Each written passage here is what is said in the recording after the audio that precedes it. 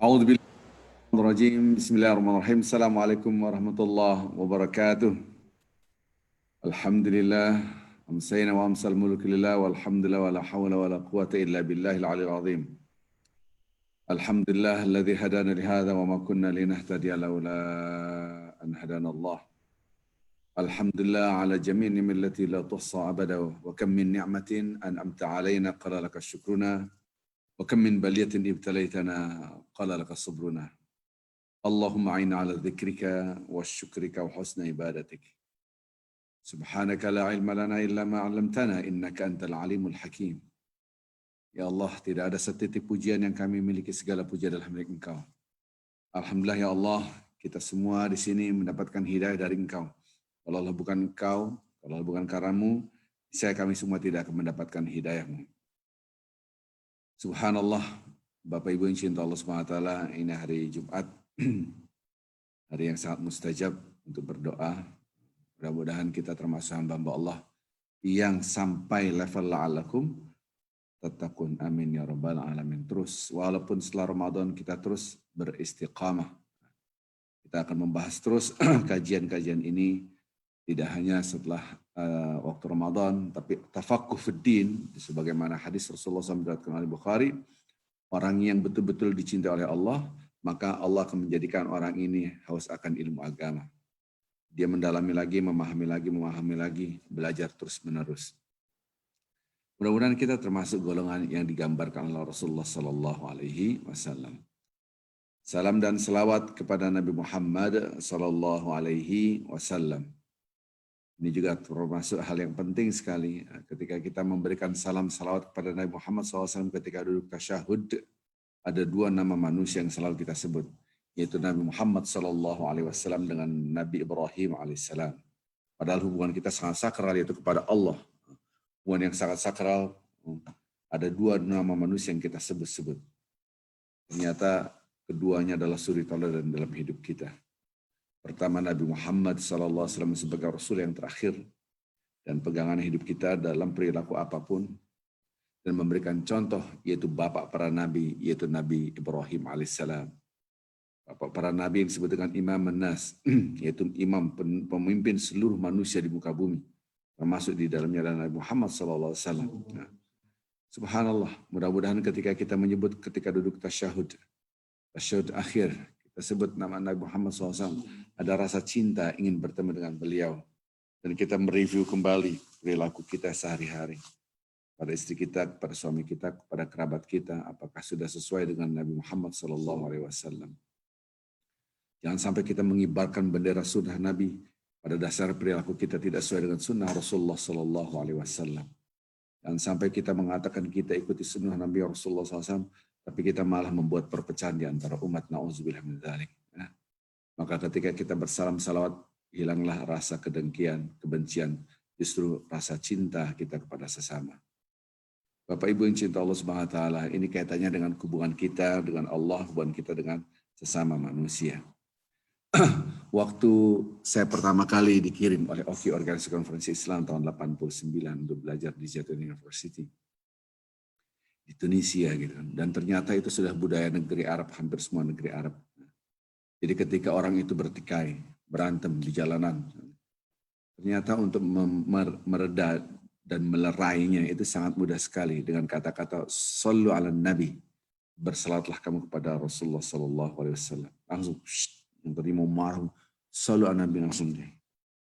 Saya heran, apa hubungan salawat dengan itu? Tapi kenapa di dalam konteks kenegaraan orang Arab selalu berperang? Tapi kalau personil akan diselesaikan dengan salawat kepada Rasulullah sallallahu alaihi wasallam.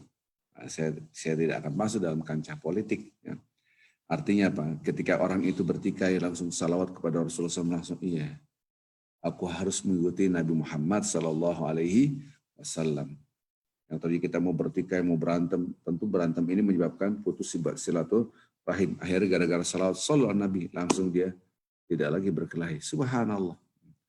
Jadi jangan sampai kita betul-betul merasakan permusuhan, kedengkian, sementara kita merasa kita mengikuti sunnah Rasul. Kalau Anda betul-betul mengikuti sunnah Rasulullah SAW, harusnya, gitu kan, harusnya kita lebih mendekatkan diri kepada Rasulullah SAW adalah dengan cara mengebarkan cinta dan kasih sayang. Bapak Ibu yang cinta Allah Subhanahu Wa Taala, mudah-mudahan pada hari ini saya akan menggambarkan apa hubungannya ketakwaan dengan silaturahmi kita, apa hubungannya ketakwaan dengan membangun tadammun al-ijtimai, yaitu bagaimana membangun solidaritas sosial kita. Ya, inilah yang disebut dengan zuhud. Zuhud itu 2 poin besar. Berzuhud dari dunia. Zuhud adalah, ini melanjutkan kemarin, zuhud adalah melihat sesuatu itu kecil, bukan menjadi besar, bukan menjadi skala prioritas. Zuhud dari dunia itu harus kita lakukan karena dunia adalah kecil. Ada yang besar, yaitu akhirat. Zuhud dari sesuatu yang dikejar oleh manusia, kita mengalah dalam hal ini, kita kasihkan saja. Itulah zuhud dari yang menyebabkan kita lebih dicintai oleh Allah. Subhanallah. 2 kata ini dalam hadis yang kemarin kita bahas ternyata dijelaskan dalam surah Al-Qasas. Wabtaghi fima ataqallahu daril akhirah. Kejar kehidupan akhirat, kejar negeri akhirat itu. Cari, kejar. Wala tansa nasibaka minad dunya. Jangan lupa tentang dunia. Jadi dunia tidak boleh kita tinggalkan. Aspek ekonomi, politik, budaya, semua harus kita pegang juga dunia. Kemudian redaksi selanjutnya di bawahnya ayat itu yang selanjutnya wa ahsin kama ahsanallahu ilaik. Kita juga harus berbuat baik sebagaimana Allah telah berbuat baik kepada kita. Ini sangat amat penting sekali, gitu kan. Jadi kita selalu berbuat baik karena Allah. Maka barometer berbuat baik bukan manusia, tapi Allah. Oh, saya sudah begini, dia juga cuma segitu. Kalau dia cuma berbuat baik 10, ya cukuplah saya 10 lah. Oke lah 11 lah. Dia berbuat baik 11, cukuplah saya 12. Tidak. Barometernya bukan manusia. Barometer kebaikan adalah Allah. Berbuat baiklah Anda sebagaimana Allah telah berbuat baik kepada kita. Masya Allah. Baik, Bapak Ibu yang cinta Allah SWT, ini harus saya ceritakan beberapa cerita-cerita ya, yang penting dalam kehidupan kita sehari-hari. Ya. Ini berkaitan dengan takwa kita kepada Allah. Mengukur ketakwaan kita dalam konteks kesolehan sosial horizontal kita. Mengukur kesalahan kita secara individual harus tercermin dalam kesalahan sosial horizontal. Jangan sebaliknya. Wah, yang penting saya berbuat baik pada seluruh manusia. Sholat enggak, baca Quran enggak, zikir enggak, gitu kan? Maka itu akhlak jangan dipahami hanya respect everyone. Yang penting saya hormati orang, bertutur kata baik, walaupun tidak sholat, tidak baca Quran, tidak berzikir, tidak. Ada sebaliknya dalam satu pihak, yang penting dia berzikir, baca Quran, sholat malam, mungkin berpuasa, tapi interaksi sosial jelek. Tidak, dua-duanya tidak benar. Ya, maka itu ketika kita memahami akhlak, jangan memahami secara parsial hanya hubungan antara manusia. Tapi akhlak adalah respect your God, yourself, everyone and everything. Anda harus hormati siapa pencipta Anda, yaitu Allah Azza wa Jalla. Dan itulah tujuan hidup kita, membesarkan Allah. Warabbaka fakabbir, rabbaka fakabbir, rabbaka fakabbir. Hanya Tuhanmu yang kamu besarkan. Jadi apa yang kita lakukan because of Allah, bukan karena apapun. Karena Allah, lillah. Yang kedua, hormati diri kita sendiri. Wa anfusakum, jaga diri Anda, wa ahlikum nar, dan keluarga Anda dari api neraka. Diri kita. Jadi kita menghormati Allah, automatically akan menghormati diri kita. Ketika menghormati Allah, automatically kita akan menghormati siapapun depan kita. Ketika kita menghormati Allah, bukan hanya everyone, tapi everything. Alam semesta pun kita jaga. Bahkan binatang pun kita kasihani. Bukan hanya manusia, itulah konsep rahmatan lil alamin. Subhanallah. Bapak Ibu yang cinta Allah Subhanahu wa Ta'ala, maka itu barometer kebaikan bukan manusia. Ingat itu, barometer kebaikan bukan manusia. Saya berbuat ini karena orang itu berbuat baik pada saya. Salah, itu berbahaya. Itu namanya reaktif. Maka ada bahasa-bahasa yang kemarin kita sudah singgung. Kalau Anda ingin dihormati, maka hormatilah orang lain. Kalau Anda tidak ingin disakiti, jangan nyakitin orang lain. Ini berbahaya sekali. Ya, berbahaya sekali. Orang bertakwa tidak demikian. Dia menghormati bukan karena ingin dihormati. Maka itu orang yang bertakwa betul-betul proaktif. Dan ini berat kalau tidak punya kacamata takwa, ini berat sekali. Maka itu Bapak-Bapak Ibu, semakin hari semakin kita menyelesaikan Ramadan, semakin kita merasakan ketakwaan, seharusnya semakin ringan. Tapi kalau semakin berat, berarti kita belum dapat merasakan ketakwaan. Saya harus menjelaskan. Contoh begini, saya ulangi lagi karena ini mulai saya takut lupa ya. Ada nilai yang reaktif. Reaktif itu dia digerakkan karena faktor eksternal. Orang-orang berbuat baik, kita berbuat baik. Orang berbuat jelek, ya udah, kan gitu. Dan inilah menjadi pemahaman yang bersalah di sekolah-sekolah, di lembaga-lembaga yang harus mendidik dengan baik, malah disosialisasikan kepada anak didik yang tidak baik. Kalau Anda ingin dihormati, hormatilah orang lain. Kalau Anda tidak ingin disakiti, jangan menyakiti orang lain. Itu kompensasif antara manusia. Kompensasif antara manusia. Kalau seorang student menghormati sama temannya, sama student, dihormati kenapa? Karena kompensasif supaya dia tidak dikucilkan, bergaul dengan teman-temannya. Dia ada teachers-nya di atasnya, good morning teachers, ataupun apalah namanya, kepala sekolah, ataupun prinsipal, ataupun siapa. Dihormati, kenapa? Karena dia di atasnya. Ketemu para orang tua temannya, dihormati. Kenapa? Kompensasif, supaya dia tidak dirugikan. Tapi ketika anak ini pulang ke rumah, ada pembantu rumah tangganya, ada driver, dihina, disakiti. Berarti dia reaktif karena faktor eksternal. Dia ingin dihormati orang-orang tertentu, maka dihormati. Tapi ketika grade-nya di bawah, saya tidak butuh penghormatan dia, maka dia tidak menghormati. Maka orang-orang seperti ini kalau menjadi pejabat, dia tidak menghormati rakyatnya, dia di atas, siapa kamu? Tapi ketika ada orang asing, dia menghormati, kenapa? Investor dan seterusnya. Dia dikuasai asing bisa. Ini karakter yang berbahaya sekali. Dia berbuat baik, tapi temporal dan sangat-sangat kondisional. Menguntungkan dia atau tidak. Jadi yang proaktif, yang reaktif seperti ini, amal ibadahnya akan haba'an mansura. Akan menjadi debu sia-sia. Karena bukan karena Allah. Sementara yang lain, siapapun saya hormati. Siapapun. Mau itu driver, mau itu babysitter, mau itu tukang parkir, mau itu grade-nya di atas saya, guru saya, kawan-kawan saya yang selevel, semua saya hormati karena Allah. Itu caranya. Kacamatanya apa? Kacamata takwa. Ketika saya melihat, ya Allah, dia menciptakan, engkau menciptakan. Ini mengulangi pelajaran sebelumnya. Karena ini masuk materi hari ini adalah agak berat, gitu kan. Bukan agak berat, berat banget lah. Karena bicara tentang pride, harga diri. Semakin Anda jauh dari Allah, semakin pride Anda tinggi. Semakin Anda dekat dengan Allah, semakin Anda mengecilkan la haula wala quwata illa billah. Ada orang sombong, masih sombong, sampai sombong. Kapan di akhirnya tunduk? Ketika sakaratul maut baru dia. Siapa itu? Yang mengatakan aku Tuhan alam semesta. Yaitu Fir'aun. Fir'aun ketika dia baru dia nggak ada lagi harga diri, dia tunduk. Kita na'udzubillah seperti mereka. Jangan sampai ada hal-hal yang sudah digambarkan dalam Al-Quran dan dimurkai oleh Allah, kita masuk dalamnya. Na'udzubillah, jangan. Baik lagi tadi. Saya bercerita, ini kisah ini adalah dalam pergaulan sehari-hari ya. Waktu itu saya membawa jemaah umroh haji biasalah. Terus ada mutaif itu yang bawa guide jemaah gitu. Itu berapa tahun yang lalu, masih udah lama banget ya. Mungkin 10 tahun yang lalu ya. Karena saya bawa jemaah dari tahun 92. Habis itu si mutaif marah-marah. Marah-marah, apa ini? Mentang-mentang jemaah orang kaya, saya dibentak, ini, wah ngomel. Kenapa antum kenapa?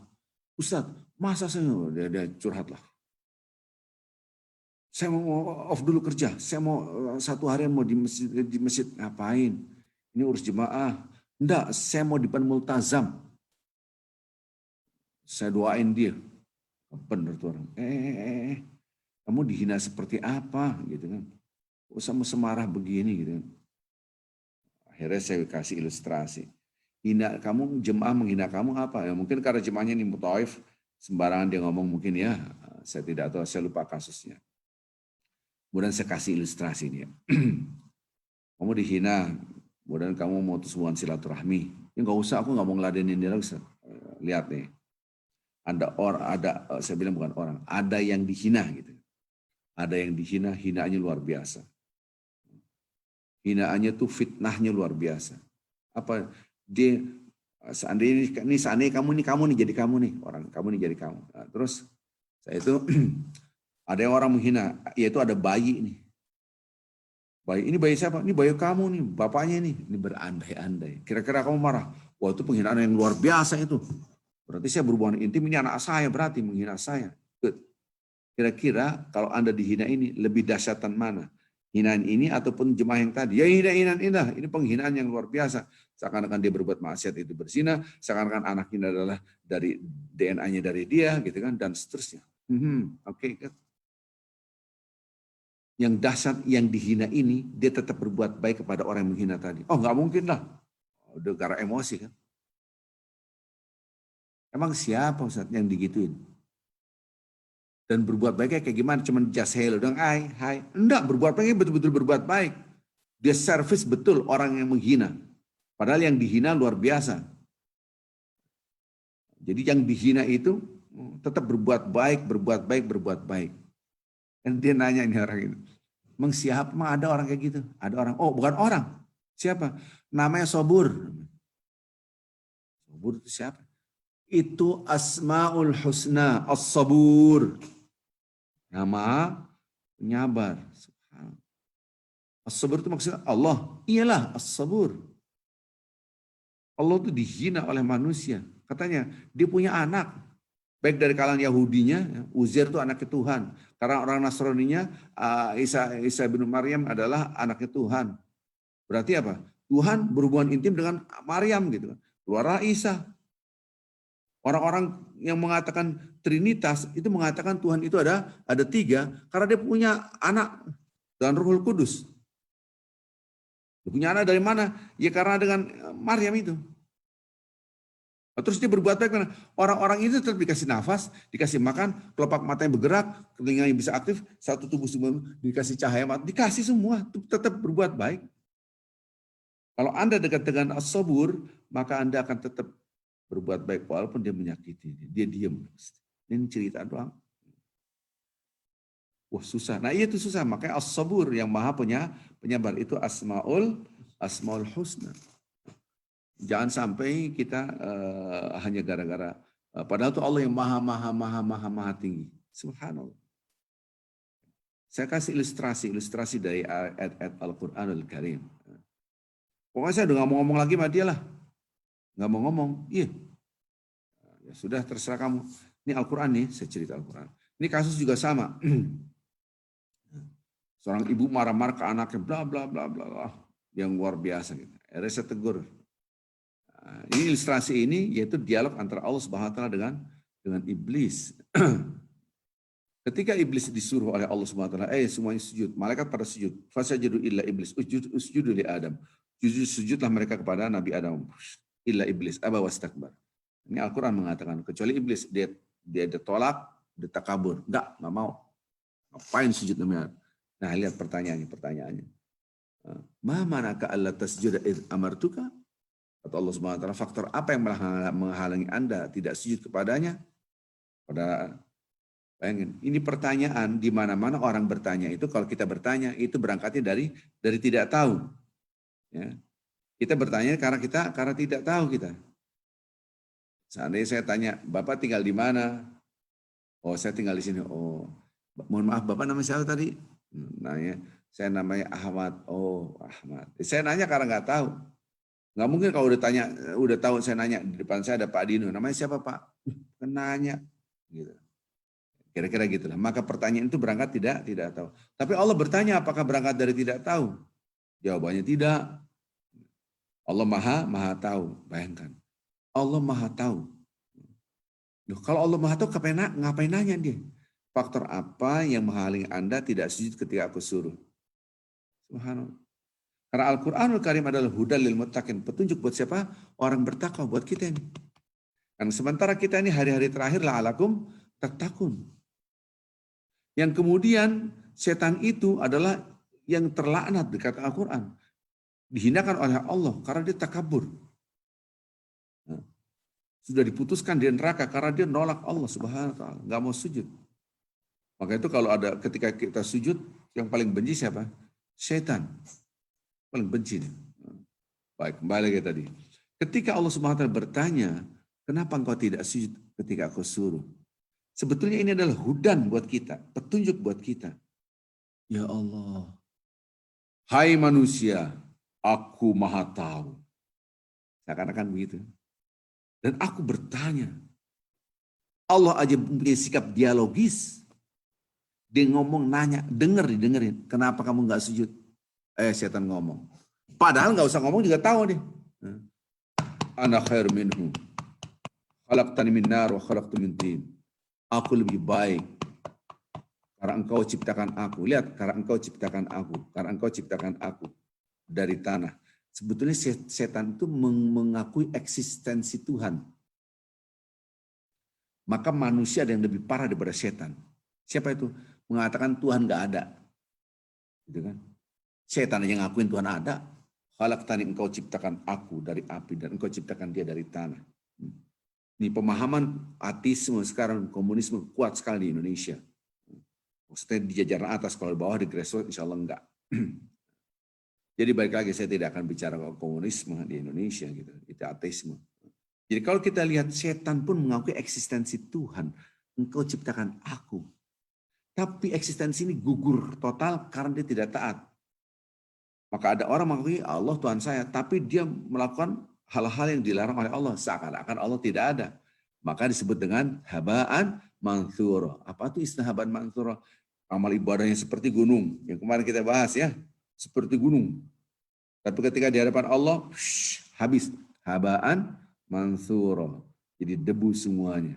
Kenapa? Tidak mengakui tidak mengakui keberadaan Tuhan, padahal dia mengucapkan saya ada Tuhan. Ini yang kemarin kita sudah bahas, yaitu dialog antara sahabat Rasulullah Thauban dengan Rasulullah Shallallahu Alaihi Wasallam. Balik lagi tadi. Jadi seakan-akan Allah mengatakan, hai manusia, ini Al-Quran hudan, yaitu petunjuk buat kalian yang bertakwa. Lihat aku yang maha tinggi berdialog dengan makhlukku, yaitu iblis yang maha rendah. Aku yang maha tahu, mendengar apa yang mau dia omongin. Aku punya sikap dialogis, kalian harus seperti ini, seakan-akan gitu. Nggak boleh putus hubungan silaturahmi kita. Nggak mau. Siapa sih dia? Apakah Anda lebih tinggi daripada Tuhan dan dia lebih hina daripada iblis? Pahamilah itu maksud saya. Apakah Anda lebih hebat? Tuhan aja ngomong, ngobrol, negor, nanya, mau denger dia. Kira-kira. Mau Betawi saya keluar itu. Tuhan saja mau mendengar, bertanya, menyapa. Ini bahasa Indonesia yang baik. Subhanallah. Dan kita ini, apakah Anda lebih hebat dari Tuhan? Karena kalau orang tua gitu. Kamu udah sholat, nak? Belum. Kenapa kamu tuh ngomong marbuak? Harusnya gimana? Harus Anda dengar, kenapa kamu belum sholat? Dengerin dulu. Apakah Anda lebih hebat daripada Tuhan dan anak Anda lebih hina daripada iblis? Kan kagak. Gitu. Hai orang bertakwa, berdialoglah Anda. Sikap dialogis ini, sikap bersilaturahmi, hubungan dengerin. Bayangin. Subhanallah. Kalau Allah gede sama iblis, masuk neraka sekarang, nggak pakai ntar sekarang kan gitu kan. Tapi nggak diundur dia. Ini bicara tentang bagaimana Allah Subhanahu wa taala. Maka dialog-dialog di dalam Al-Qur'an itu harus kita pahami gitu kan. Subhanallah. Sama dialog Allah Subhanahu wa taala kepada malaikat. Wa qala rabbuka lil malaikati inni ja'ilun fil ardi khalifah. Aku akan menciptakan khalifah di muka bumi.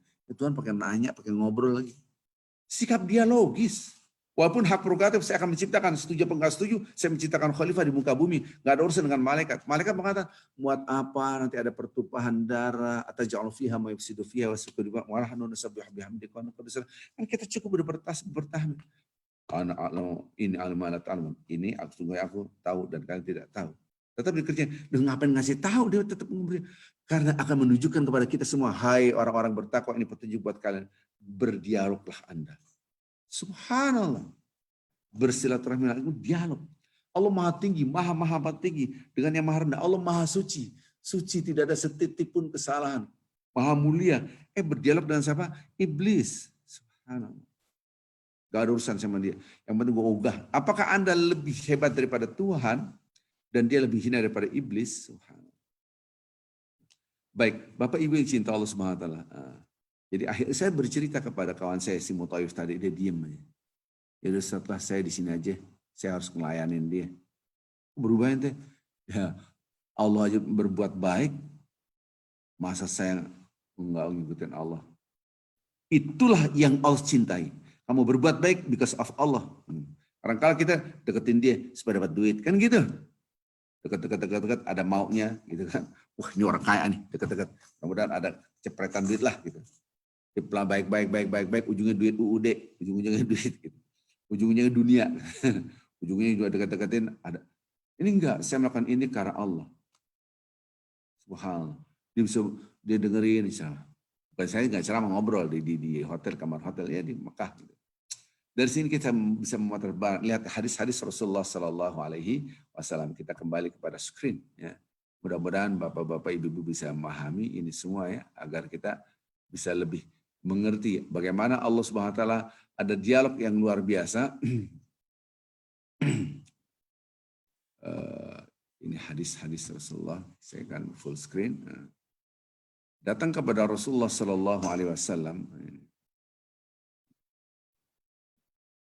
Bapak Ibu yang cinta Allah Subhanahu wa taala, ini hadis ya. Ini hadis riwayat Muslim, hadis sahih. Anna rajulan qala, seorang laki-laki datang kepada Rasulullah. Ya Rasulullah, akhbirni bima yudkhilunil jannah wa tuba'udni minan nar. Ya Allah, kasih aku ya Rasulullah. Akhbirni, kasih aku berita bima yudkhilunnya, dengan perbuatan yang menyebabkan aku masuk surga dan aku dijauhkan dari api neraka. Faqala Nabi sallallahu alaihi wasallam laqad ufiq atau qala laqad hudiya. Kemudian nyeletuk Rasulullah SAW. Dia udah dapat taufik, dia dapat hidayah. Orang ini apaan? Kira-kira gitu lah. Kayak fakultas. Gitu kan. Jadi Rasulullah SAW suaranya lirih. Suaranya lirih itu dia sudah dapat taufik, hidayah kira-kira gitu. Laqad wufiq, sungguhnya dia sudah mendapatkan taufik dari Allah. Ataupun laqad hudiyah, dia sudah dapat cahaya dari Allah, hidayah. Karena saya selalu mengatakan hidayah adalah cahaya. Jadi laki-laki ini datang, ya Allah, ya Rasulullah, kasih aku perbuatan yang menyebabkan aku masuk surga dan menyebabkan aku jauh dari api neraka. Langsung terbesit, dia udah dapat taufik, dia dapat hidayah. Kemudian apaan? Tadi ngomong apaan? Kira-kira gitulah, sahabat itu. Fa'adar rajul. Kemudian apaan? Diulangi lagi. Kaifa qult? Apa yang kau katakan ya Rasulullah?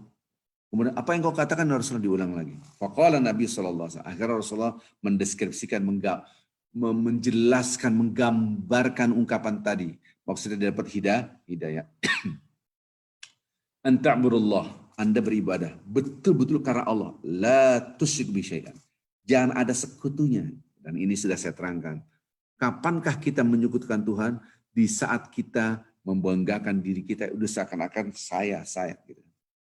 Ini ingat ini ya, ini pelajaran sebelumnya. Maka kualitas la ilaha illallah kita berkurang. Ini sudah saya terangkan, nggak salah sampai 2 hari. Ya. Jadi beribadah betul-betul la tusyrik bi syai'an. Jangan ada dimensi kemusyrikan, tidak ada unsur kemusyrikan sedikit pun. 1. Wa tuqimus shalah. Kita mendirikan salat. Wa tu'tiz zakah. Anda memberikan zakat. Yang terakhir ini. Wa tasilu dza rahimak. Anda bersilaturahim.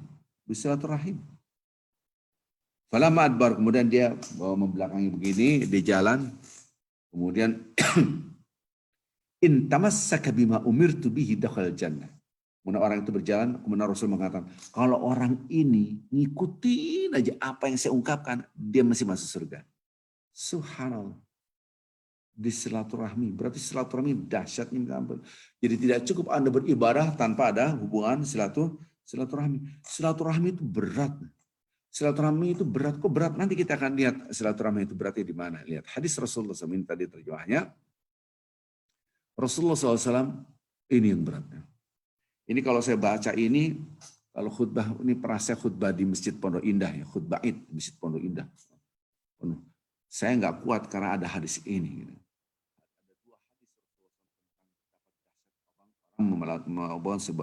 Menyambung silaturahmi. Laisal wasil bil mukafi, walakin al wasil ladzi khutiat rahimahu wasalaha. Rasulullah bersabda, sallallahu alaihi wasallam, orang yang menyambung silaturahmi itu bukan menyambung hubungan yang sudah terjalin dan orang-orang yang baik. Saya datang ke rumah Pak Dino, apa kabar Pak Dino? Oh di silaturahmi. Kalau di baik, nggak ada masalah. Akan tetapi orang yang al-wasil, yang menyambung silaturahmi adalah orang yang menyambung kembali kerabat yang sudah putus. Saya ribut sama Pak Dino, gak mau sama, gak mau, yang penting. Pak Dino juga begini, mas, ribut, berandai-andai. Ah, saya mau ke rumahnya lah. Subhanallah, kan itu berat sekali. Bapak Ibu yang cinta Allah Subhanahu wa taala, ini berat. Kenapa? Bicara pride, harga diri. Sorry, siapa dia emang? Dia yang ke rumah gua, masa gua ke rumah dia? Gitu kan. Kalau bahasa saya, bawalah harga diri Anda, akhirat pun gak kebawa, gitu kan? Bawalah harga diri. Maka itu tidak adalah Anda menunjukkan who am I, who is Allah. Akan berat apabila Anda menunjukkan who am I. Kalau Anda mengatakan who is Allah, man rabbuka. Kita hidup ini kita besarkan siapa Tuhan kita. Ternyata silaturahmi itu maksudnya adalah, loh kalau saya sudah nyambung, ngapain nyambung? Udah nyambung, ngapain nyambung? Maksudnya, menyambung silaturahmi itu kepada orang-orang yang nyakitin, baru kita nyambung. Takwa itu orang-orang muhsin, yang kemarin kita sudah bahas. Wallahu yuhibbul muhsinin. Allah mencintai banget orang-orang yang berbuat baik. Oh ternyata berbuat baik yang di dalam ayat Al-Quran surat Al-Dhariyat surat 51 ayat 15, 16, 17 dan seterusnya ya. Kanu dulunya mereka adalah qabla dzalika muhsin, orang itu dulu ini adalah orang-orang yang muhsin, dicintai oleh Allah, masuk surga. Ternyata muhsin itu adalah orang berbuat baik kepada orang yang tidak berbuat baik. Loh kalau orang berbuat baik kepada orang yang baik mah biasa aja. Nah, oleh karenanya ketika redaksi Al-Quran, surga itu uiddat lil muttaqin, disiapkan, diperuntukkan untuk orang-orang bertakwa. Siapa orang bertakwa? Ini pernah saya terangkan. Alladzina yunfiquna fis sarra'i wad dharra. Alladzina yunfiqun, orang berinfak. Berinfak mengeluarkan harta. Bukan hanya dalam keadaan lapang, dia lapang, sempit pun berinfak. Naik derajatnya. Saya pernah ngasih gambar. Wal kaziminal ghaiz, dan orang yang menahan amarah, orang nyakitin. Si XYZ nyakitin kita tahan. Kita maafkan. Ya sudahlah. Wal afina anin nas, naik nih. Kita berbuat baik pada mereka. Wallahu yuhibbul muhsinin. Allah cinta orang-orang berbuat baik. Masya Allah, berat banget. Nah itulah, berat atau ringan tergantung pembanding. 10 kilogram berat atau ringan? 10 kilo malah ringan. Itu berat dibanding 1 gram emas. Ente kalau punya 10 kilogram emas mau berat banget. 1 kilogram emas itu berat. Oh iyalah, pembanding 1 gram, 2 gram. Mana ada ente beli emas 1 kilo. Beli beras kali. Gitu kan. Tapi kalau 10 kilogram berat nggak? Ringan dibanding 50 kilogram beras atau sak semen. Gitu kan. Maka berat atau ringan tergantung pembanding. Dunia ini akan berat apabila tidak ada pembanding akhirat. Anda berinteraksi dengan manusia tidak ada pembanding, yaitu Allah, Anda akan berat. Maka ketika Anda berinteraksi dengan manusia harus ada pembanding, ada Allah. Maka urusan manusia jadi ringan. Ini nyari apaan? Kan kemarin saya kasih ilustrasi yang sangat amat mudah sekali. Berandai-andai ini minuman. Hitam, kotor, bau. Yang satu lagi minumannya adalah jernih, suka. Wah enak banget, kayak seger banget. Dingin. Mau yang mana? Orang akal sehat, ya ngambil yang inilah. Ini nggak suka, iya nggak suka. Nah sekarang saya kasih kacamata 2. Tadi pagi saya bahas itu. Kacamata kita 2. Melihat orang. 1 kacamatanya yang hitam nih. Siapa sih itu orang? Belum kenal nih. Siapa sih? Namanya siapa? Jarang pernah lihat. Lagu banget kayaknya, belagu nih orangnya. Sok banget nih orang. Ya kan, tuh kan. Anda udah jelek aja ngomong. Ataupun, dia lagi. Aduh, bener. Jalan, nggak mau, sini aja. Dia mau jalan, lewat. Kacamata musuhan aja deh. Udah gitu Anda bergaul dengan orang-orang yang anti dia. Wah, tambah jadi tuh. Oh iya, emang dia begini. Yang kedua, sekarang pakai kacamata yang bagus nih. Kita masuk. Siapa itu dia? Belum kenal kita. Dia harus menjadi kawan saya. Walaupun seperti saudara. Kan enak banget. harus berubah. Ini kacamata takwa nih Bapak-Bapak. Karena ketika aku bersilaturahmi, berbuat baik, Allah melihat saya. Ingat ketika saya mengatakan, kenapa engkau tidak jenguk aku ketika aku sakit, hai hambaku. Ya Allah, gimana aku jenguk engkau? Engkau kan Tuhan, gimana bisa sakit? Ingat dulu ada orang yang sakit, engkau tidak jenguk. Apabila engkau jenguk mereka, maka engkau akan mendapatkan diri kepada sisinya. Kenapa engkau tidak ngasih makan aku, hai hambaku? Ya Allah, gimana aku ngasih makan engkau? Engkau adalah Tuhan alam semesta. Kayak faqatumika wa anta rabbil alamin. Ingat dulu ada orang minta makan kepada engkau. Kalau kamu memberikan makan kepada mereka, engkau akan mendapatkan diriku pada sisinya. Jadi kalau kita melihat orang itu ada pembagi, ada Allah. Kita berbuat baik terus. Begitu caranya. Wahsin kama ahsanallahu ilaik. Anda tetap berbuat baik. Sebagaimana Allah berbuat baik pada kalian. Nah orang itu pun dapat jantungnya dari Allah, gerakan jantungnya dari Allah, darahnya pun dari Allah, digerakkan darahnya oleh Allah, paru-parunya digerakkan oleh Allah, Allah ngasih cinta, kasih sayang kepada dia. Kita pun harus ngasih. Kacamata itu yang hilang. Maka harusnya kan dua. Sekarang enak mana kita bergaul, dia jadi saudara kita, kacamata bersaudara, bersahabat, kita tegur, apa kabar? Ataupun ada dia. Seandainya ini depan saya nih Pak Dino nih. Apa yang gitu? Ada juga kacamata negatif juga. Ada ada nggak enak Pak Dino, usung aja dah. Ngapain susah? Kenapa nggak enak banget? Kenapa nggak enak malah dipilih? Udah tahu nih ada air yang jernih. Dino harus jadi sahabat saya. Kalau bisa harus seperti keluarga sendiri. Kan keren. Apa kabar? Enak banget. Kenapa nggak ngambil yang enak? Heran banget. Kadang kalau heran kenapa sih? Gitu. Sampai masalah-masalah fikih aja, nggak bener. Salat tarawih jamaah, bid'atun negatif aja. Anda belum tentu Anda lebih hebat, mulia, lebih soleh dari dia, gitu kan? Dan itu tidak ada larangan, gitu. Nggak ada dalilnya. Sekarang kalau Anda mengatakan tidak ada dalilnya, oke kita pegang nih. Semua yang tidak ada dalil buang ke laut. Ya, kita pegang nih kata-kata semua yang tidak ada dalilnya buang ke laut. Habis sholat salam-salaman. Kagak ada tuh dalilnya. Nabi nggak pernah, Al-Quran nggak ada. Mana? Saya nggak cari-cari di Al-Quran nggak ada tuh habis sholat salaman, habis dalam hadis habis sholat salaman. Nggak ada dalilnya, nggak boleh. Oke, nggak ada dalil. Kita pegang tuh semua yang tidak ada dalil kita buang ke laut. Maksudnya nggak pakai, diabaikan. Sekarang saya tanya, ada nggak dalil melarang orang habis sholat salaman? Ada nggak dalilnya? Kagak ada. Buang ke laut juga larangan itu. Komitmen. Itu logika berpikir yang sederhana. Gitu.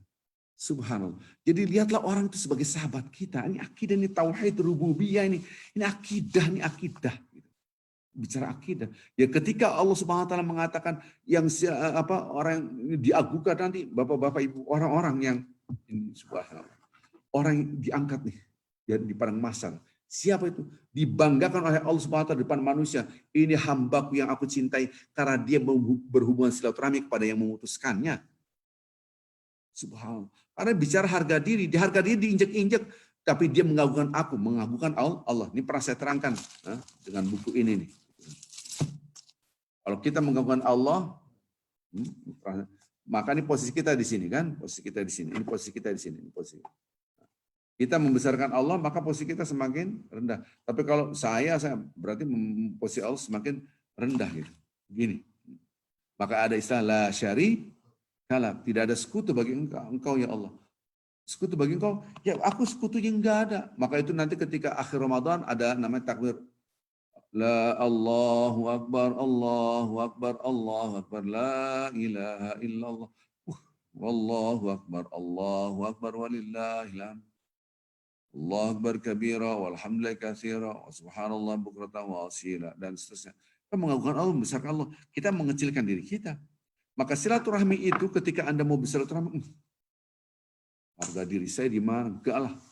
Nah ini yang harus kita diagnosa diri kita sejauh mana hati kita betul-betul dikasih Allah. Allah aja, Allah bayangin, Allah yang maha mulia. Tinggal gitu mati itu si iblis. Enggak ditanya, kenapa ente kagak sujud ngapain? Dialogis. Berdialog. Ngapain duduk sama dia? Ahli bid'ah semuanya. Wah, kacau banget. Sebab Anda belajar ilmu agama udah berapa tahun? Berapa guru? Berapa buku yang Anda baca? Subhanallah. Anda tanpa Anda sadar terbrainwash di sini. Anda lebih baik daripada mereka.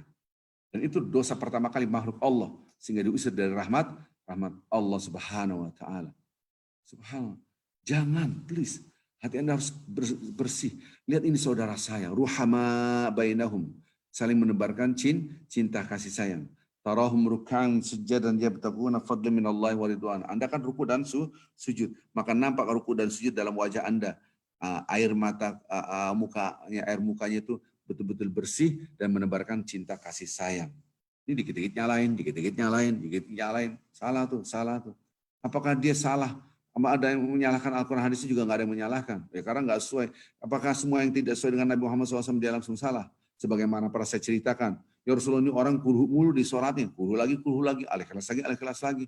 Padahal engkau tidak pernah mengajarkan seperti ini. Gitu kan. Dicampur deh. Sudah Al-Fatihah, kemudian Al-Ikhlas, kemudian surat yang lain. Al-Fatihah, Al-Ikhlas. Yang tahu saya sih Al-Fatihah habis itu surat, nggak pakai kulhu. Panggil, ente bener nggak? Ini laporan kayak begini nih orang-orang. Ente saya setuju jadi imam. Betul ya Rasulullah. Kenapa ente ngerjain kayak gitu? Ya Rasulullah, aku sangat mencintai surah Al-Ikhlas. Berarti ente masuk surga, penghuni surga. Tuh bayangin. Orang-orang nuding dia masuk neraka, taunya masuk surga. Makanya jangan belagu nih, karena kita ilmu cetek baru belajar 1, 2, 3 kali ngaji, udah langsung, nggak ada tuh hadisnya, nggak ada. Ya Allah. Kunut nggak ada tuh hadisnya, kunut nggak ada.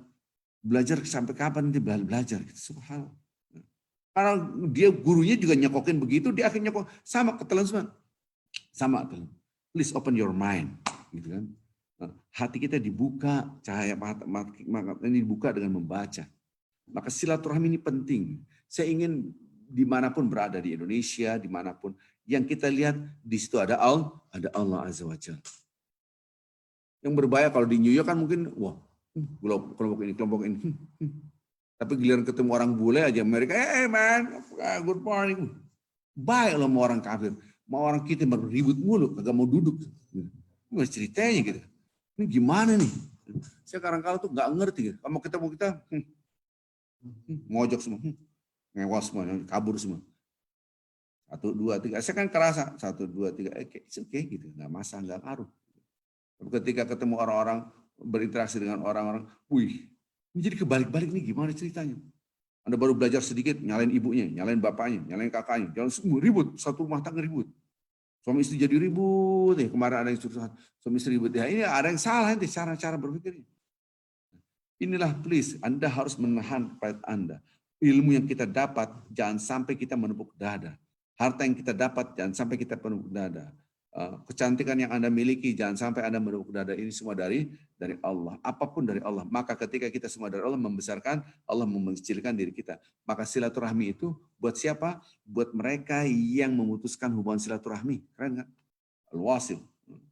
Jadi subhanallah. Maka nanti diangkat oleh Allah. Kita ini kadang-kala tidak mau dipuji oleh Allah, maunya dipuji manusia. Ketersinggungan terhadap manusia besar sekali, sensitif, sensi. Tapi ketersinggungan dengan Allah nggak ada urusan dengan Allah. Nah ini yang harus kita bangun. Mudah-mudahan bapak-bapak, ibu cinta Allah Subhanahu Wa Taala, jangan sampai silaturahmi ini hilang. Ya. Kita lihat lagi di dalam hadis Rasulullah Sallallahu Alaihi Wasallam tadi sudah diterangkan bahwasanya silaturahmi itu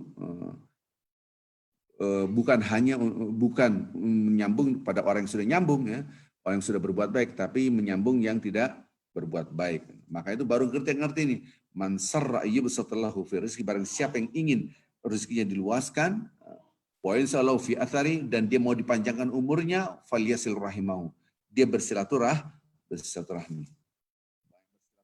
Inilah yang disebut dengan kita menambah umur, menambah rezeki. Bagaimana tidak? Dia melakukan sesuatu yang dicintai oleh Allah Azza wa Jalla. Maka itu Rasulullah Allah Subhanahu wa taala mengatakan di dalam hadis qudsi ya. Ini bahwasanya Rasulullah mengingatkan ar-rahim mu'allaqah bil 'arsy. Di sifat rahim ar-Rahman ar-Rahim itu tergantung di arsy. Arsy itu alam semesta gitu. Taqulu man wasalani, kemudian dia mengatakan barang siapa menyambung aku, silaturahmi, wasallallahu, maka Allah akan menyambungnya. Barang siapa memutuskan aku, memutus silaturahmi, maka Allah akan memutuskan dengannya. Maka baru kita ngerti kadang-kala rezeki kita susah gara-gara kita putus hubungan silaturahmi. Baru kita mengerti, rezeki kita dimudahkan karena kita selalu berhubungan silaturahmi. Lihat, irhamu man fil ardi yarhamuka man fis sama. Tebarkan rahmat di muka bumi, maka yang di langit akan menebarkan rahmat. Subhanallah. Kalau kita menebarkan rahmat kepada orang kita cintai, nah bukan ujian namanya, gitu kan? Nah, ujian itu benturan gitu kan. Ini yang pernah saya terangkan. Baik Bapak Ibu yang cinta Allah Subhanahu wa taala, ini hadis-hadis sahih ya. Jadi sampai Ar-Rahim itu mengatakan yang menyambung silaturahmi Allah akan nyambung. Kalau yang putus, putus dia. Sekarang saya tanya Bapak-Bapak Ibu yang cinta Allah Subhanahu wa taala, tadi pertanyaan yang sangat sederhana. Ini air yang kotor, ini air bersih gitu kan. Ini rezekinya seret kira-kira gitu, gampang deh. Ini rezekinya lancar. Cari maneh gitu kan. Logikanya ceria, rezekinya gampang gitu kan. Ini dibenci Allah, ini disayang Allah. Milih mana? Harusnya yang sehat, akal sehat. Ya saya milih yang inilah. Nah sekarang sama kacamata kita. Ngeliat orang itu tergantung kacamata. Kalau kita ngeliat orang, siapa lagi nih? Siapa namanya? Namanya Pak Adi. Bagus banget. Pak Yu ngeliat, siapa yang Arifin? Arifin. Jadi kagak enak, nanti ketemu, Johnson lewat sama. Susah banget hidup. Coba ketika saya ngeliat Pak Adi, wah dia harus menjadi saudara saya. Harus akrab. Begitu. Coba setiap orang kita melihat seperti itu.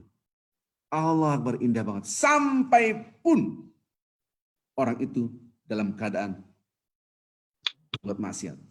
Sampai pun dia orang itu dalam keadaan berbuat maksiat. Subhanallah. Sampai pun. Oh ya iya. Insya Allah saya akan terangkan besok ya mungkin ya. Besok pagi masih ada kesempatan kita. Ya. Waktu Indonesia, waktu New York besok pagi berarti iftar terakhir di Indonesia kayaknya. Ya. Kemudian waktu iftar di sini berarti mau Idul Fitri di Indonesia. Kita masih 2 kali lagi insya Allah sampai mentok. Gitu kan. Jadi ada orang yang ibadahnya dahsyatnya luar biasa. Ujungnya neraka.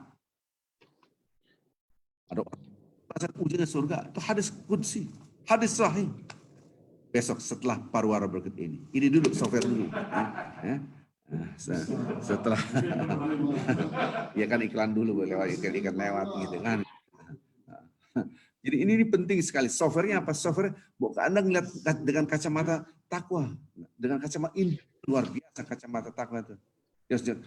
Apa enak sih ribut mulu. Apa enaknya?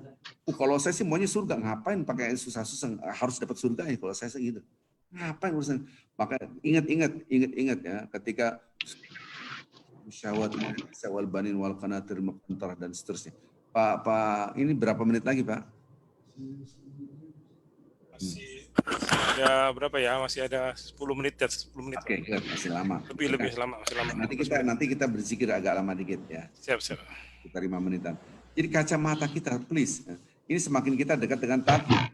Orang bertakwa itu menyambung silaturahmi. Luar biasa. Maka itu tidak aneh ada budaya di Indonesia yang tidak mungkin kita dapatkan dalam budaya-budaya negara lain. Kita tuh saling memaafkan, saling bersilaturahmi. Oh, nggak ada dalilnya. Tapi di mudik, terang banget kan? Di mudik, kata kagak ada dalilnya, itu nggak usah mudik gitu. Saling menghormati. Saling mencintai. Please, Pak Kris, di mute. Iya, sudah Pak. Jadi kalau kita lihat jangan secara saklek, apalagi kita merasa paling benar, paling hebat, jangan nauzubillah. Yang repot begini, kalau orang sakit, dia sadar dia sakit, itu enak banget. Giring ke rumah sakit itu gampang. Disuruh makan obat gampang. Repotnya kalau dia sakit, dia tidak merasa sakit. Disuruh ke rumah sakit kagak mau. Disuruh makan obat nggak mau. Kecuali emang kagak sakit. Gitu kan. Disuruh minum obat ya kagak mau, dia kagak sakit tuh. Obat gue ceritanya gitu kan. Udah nggak usah bahas. Jadi nah kita ini salah, dibenerin, nggak mau. Dikasih tahu nggak mau, dia tetap bahasa Sundanya keuh-keuh, bacanya kekeh, gitu. Kekeh. Jadi waktu itu saya baca keuh-keuh. Keuh-keuh itu apa? Oh ternyata bacanya kekeh. Ustaz lagi ngapain? Saya lagi mau ngajar. Sok ngajar. Dibilang sok. Siapa yang sombong? Ternyata bacanya bahasa Sunda. Sok ngajar. Salah baca saya, gitu kan? Nah, itu salah cara membacanya. Sok ngajar, mau ngajar dibilang sok. Baik, balik ke tadi. Orang kekeh pendapatnya nggak mau, padahal itu salah. Itu yang disebut dengan hatinya sudah selalu merasa paling benar. Terakumulasi menjadi keras. Ini yang saya takut sekali, sangat takut. Lihat. Jadi Tuhannya siapa? Allah apa hawa nafsunya? Inyong. Saya lagi. Saya lagi, gimana mau mendapatkan daripada Allah Subhanahu wa taala ya. Ini penting Bapak-bapak Ibu. Jangan sampai kita melupakan ayat Al-Qur'an. Maaf. Ayat Al-Qur'an subhanallah. Kita lihat ini dalam arti yang luas sekali, pemahaman yang luas. Man ittakhadha ilahu hawahu, yang menjadikan hawa nafsu sebagai Tuhannya. Dia memprioritaskan hawa nafsu, keinginan dia. Hawa nafsu itu bukan hanya hubungan seks, bukan hanya hawa nafsu tentang mau marah, mau memukul orang. Hawa nafsu dalam arti apa saja, dalam arti yang luas. Tentu yang disebut dengan yang negatif, fujur maksudnya. Menguasai kursi, apapun. Jangan apakah Anda melihat, pernahkah kamu melihat seorang yang menjadikan keinginannya itu sebagai Tuhannya? Saya nggak mau sama dia, sorry aja. Dia menjadikan pride-nya sebagai Tuhannya, harga dirinya gitu. Subhanallah. Wa adallahullah, dan maka Tuhannya membiarkan dia sesat. Udah gedek, udah terserah dia. Ini yang berbahaya sekali. Dan Allah tahu ini orang ini, karena sudah membuang Allah, mencampakkan Allah. Tadi kan saya sudah katakan begini kan, ingat ini. Ketika kita membesarkan Allah, berarti kita mengecilkan diri kita. Ketika kita membesarkan diri kita, berarti mengecilkan Allah. Maka ada istilah yang tadi saya sudah ungkapkan, wahdah, la syarikalah. Hanya Allah yang kita besarkan, hanya Allah tok, tidak ada sekutu baginya. Lanjutkan. Maka hasilnya, ya kan, Allah tahu dia disebut mahasil, khatama ala sam'ihi wa qalbihi wa ja'ala ala basarihi ghishawah. Ngeri banget enggak sih ini? Ngeri banget. Allah mengunci pendengarannya. Na'udzubillah. Mengunci hatinya, mengunci matanya, tertutup, penglihatannya tertutup. Anda mau silaturahmi kagak mau. Dinasihatnya kagak mau, udah titik. Ini terkunci nih. Anda dinasihatin, enggak, tetap begini. Tetap merasa paling benar. Udah, susah. Tertutup. Na'udzubillah, na'udzubillah. Besok kita akan membahas surat Muhammad insya Allah tentang silaturahmi. Jadi kita akan masukkan itu antara hadis qudsi itu dan surat Muhammad. Mudah-mudahan sampailah ya. Jadi ketika Allah Subhanahu wa taala mengatakan di dalam surat ini, surat Jathiyah surat 45 ayat 23-24. Barang siapa menjadikan hawa nafsu sebagai Tuhannya, maka Allah dilecehkan, berarti bukan Allah menjadi Tuhannya, keinginan dia. Maka itu selalu saya katakan berkali-kali, hidup itu mengikuti apa yang menjalani apa yang diinginkan oleh Allah, bukan apa yang saya inginkan. Kalau saya inginkan saya nggak mau silaturahmi dia, janganlah. Nah ini bicara konteks silaturahmi, konteks apa saja. Maka Allah murka, maka dikunci. Kalau sudah dikunci, dinasihatin seperti apapun nggak mau. Maka kadang-kala orang sudah fanatik pada golongannya, dinasihat kayak nggak mau, dia nggak berubah. Ada yang pindah, astagfirullahaladzim, selama ini saya salah. Gitu kan. Ustadz, saya ikutin pengajian ini, habis ikut pengajian ini, saya ribut sama ibu saya. Ini nggak boleh, apa ini? Ibu zikir apa? Al-Ikhlas, berdiri, duduk, berbaring. Enggak ada dasarnya, Rasulullah tidak pernah melakukan hal itu. Bersih Allah sambil nyapu, sambil masak, Allah, nggak ada itu, mana dalilnya? Saya nggak pernah dapetin itu dalam hadis. Kayaknya dia belajar juga, padahal dia nyontek dari gurunya, nggak pernah dapetin. Astagfirullahaladzim, ini yang terjadi. Akhirnya berantem saudaranya. Dia mikir, kok jadi berantem pengajian? Baru dia mereview, ada yang salah. Ada yang nggak mau, tetap ini paling benar. Udah, sampai mentok deh. Berarti ada yang tertutup hatinya. Maka ini penting sekali. Waman yahdihi min ba'dillah. Siapa yang bisa memberikan hidayah selain Allah? Nggak ada. Harus kita ambil pelajaran. Lanjutkan ayatnya. Wa qalu ma hiya illa hayatuna dunya. Orang-orang yang membesarkan hawa nafsu sebagai Tuhannya, udah nggak ngeliat akhirat lagi, nggak ada istilahnya. Walaupun kadang-kadang dia beriman pada akhirat, tapi kadang-kadang ya. Maka itu yang membesarkan dunia, Tuhan dilecehkan, membesarkan harta jadi Tuhannya, seakan-akan hayatud dunya namut wa nahya. Wa ma yuhlikuna ila dahr. Kita ini hidupnya begini-gini doang, ntar juga mati udah selesai. Seakan-akan tidak ada akhirat. Subhanallah. Inilah yang berbahaya gitu kan. Mudah-mudahan kita termasuk hamba-hamba Allah yang betul-betul mencinta Allah Subhanahu wa taala. Marilah kita berdoa kepada Allah. Mudah-mudahan kita, keluarga kita, anak-anak kita menjadi hamba-hamba Allah, yaitu kekasih Allah yang betul-betul bertakwa. Jangan membesarkan diri Anda. hubungan silaturahmi. Pandang orang lain, dia harus menjadi kawan saya, dia harus menjadi sahabat saya, bahkan dia harus menjadi keluarga saya. Begitu caranya. Kacamata yang dulu-dulu, dia orang ini, nih 02, 01, 03, 010, 015. Ini angkot maksudnya kan, angkot. Ada kacamata, wah ini semuanya kita harus menebarkan rahmat. Jangan sampai Anda terpecah belah, oh ini golongan ini NU, ini Salafi. Ini enggak ada. Lebur semuanya. Cinta Allah, cinta Allah, cinta Allah. Anda mendengar banyak ustadz, Anda dengar. Jangan, ustadznya bukan ustadz kita. Ustadz kagak bener, ustadz kagak bener, ustadz kagak bener. Ya Allah subhanahu wa ta'ala.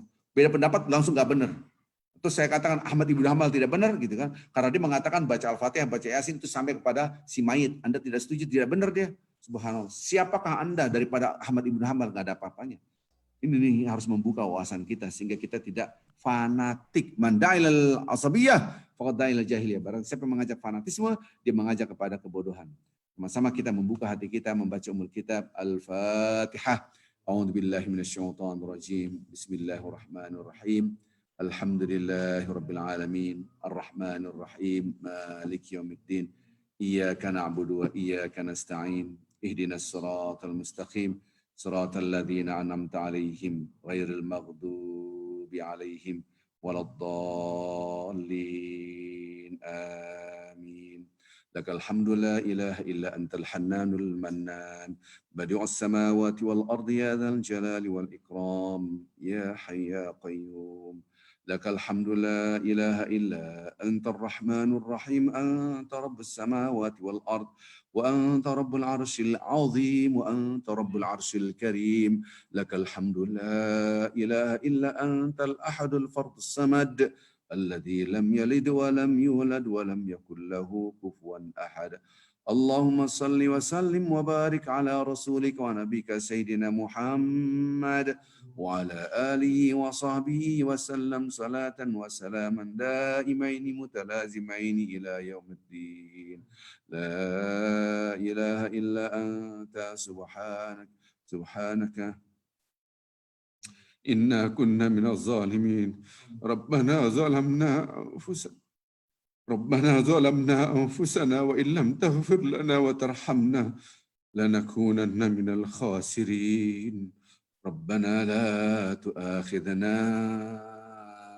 إن نسينا أو أخطأنا ربنا ولا تحمل علينا إصرا كما حملته على الذين من قبلنا ربنا ولا تحملنا ما لا طاقة لنا به واعف عنا واغفر لنا وارحمنا أنت مولانا فانصرنا على القوم الكافرين اللهم أنت ربنا لا إله إلا أنت خلقتنا ونحن عبيدك ونحن على عهدك ووعدك ما استطعنا نعوذ بك من شر ما صنعنا نبوء لك بنعمتك علينا ونبوء بذنوبنا فاغفر لنا فإنه لا يغفر الذنوب إلا أنت ربنا اغفر لنا ذنوبنا ولوالدينا وارحمهما كما ربيانا صغارا ولجميع المسلمين والمسلمات والمؤمنين والمؤمنات الأحياء منهم والأموات برحمتك يا أرحم الراحمين. Ya Allah, ampunilah dosa kami, ya Allah. Dosa kedua orang tua kami. Sayangilah mereka, ya Allah, sebagaimana mereka telah menyayangi kami. Ampunilah segala dosa-dosa kedua orang tua kami. Limpahkanlah rahmat-Mu, maghfirah-Mu kepada keluarga kami semua, ya Allah. Kepada umat Nabi Muhammad SAW. Bagi mereka yang telah wafat, jadikanlah kuburnya raudhah min riyadil jinan. Bagi mereka yang sakit, angkatlah penyakit mereka, ya Allah. Hanya kekuatan dari Engkau, ya Allah. Bagi mereka yang dalam keadaan kesulitan, mudahkanlah. Bagi mereka yang terlilit hutang, ya Allah, lepaskanlah dari jeratan hutang. Hanya Engkau yang punya kekuasaan. Bagi mereka yang dalam keadaan kesempitan, lapangkanlah mereka, ya Allah. Ya Allah, ya Rahman, ya Rahim. Pancarkanlah nur Engkau dalam hati dan pikiran kami. Dalam hati dan pikiran pasangan hidup kami, dalam hati dan pikiran anak-anak kami. Wahai yang membolak-balikkan hati, teguhkanlah hati kami agar selalu berpegang teguh pada agama-Mu. Jadikanlah hati kami hanya Engkau yang kami agungkan. Ya Allah, lindungilah kami dengan kekuasaan Engkau semata, ya Allah, dari segala perilaku kemusyrikan yang saya sadari, yang kami sadari. Ampun, ya Allah. Mohon ampunkan kami ya Allah dari perilaku apabila perilaku itu mengandung kemusyrikan yang kami tidak menyadarinya ya Allah. Ya Allah ya Rahman ya Rahim, bersihkanlah jiwa kami. Janganlah Engkau tinggalkan jiwa kami dalam keadaan kotor sehingga kami sulit untuk mendengarkan nasihat-nasihat dari ayat Al-Quran dan hadis. Ya Allah, jadikanlah kami orang-orang yang merendahkan hati kami ya Allah. Jadikanlah mata kami melihat saudara-saudara kami sebagai saudara kami karena Engkau ya Allah. Jadikanlah lidah kami, tutur kata kami, penglihatan kami, pendengaran kami yang selalu menebarkan rahmat ya Allah. Ya Allah ya Rahman ya Rahim yang menggenggam kerajaan langit dan bumi serta seisinya. Ya Allah, bukalah pintu rahmat-Mu, bukalah pintu rezeki-Mu untuk kami semua dan keluarga kami dan anak-anak kami ya Allah. Luaskanlah rezeki kami dan berkahilah rezeki yang menyebabkan rezeki itu lebih dekat kami dengan Engkau ya Allah. Jauhkanlah kami rezeki yang menyebabkan kami lebih jauh dari-Mu ya Allah. Ya Rahman, Ya Rahim. Engkau yang maha pengasih di antara pengasih.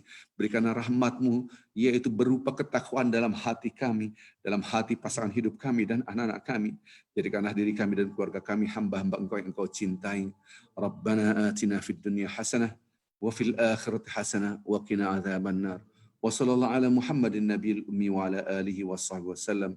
Walhamdulillahirabbil alamin. Kita tutup dan kafaratul majlis. Subhanakallahumma bihamdik asyhadu an la ilaha illa anta astaghfiruka wa atubu ilaik. Assalamualaikum warahmatullahi wabarakatuh.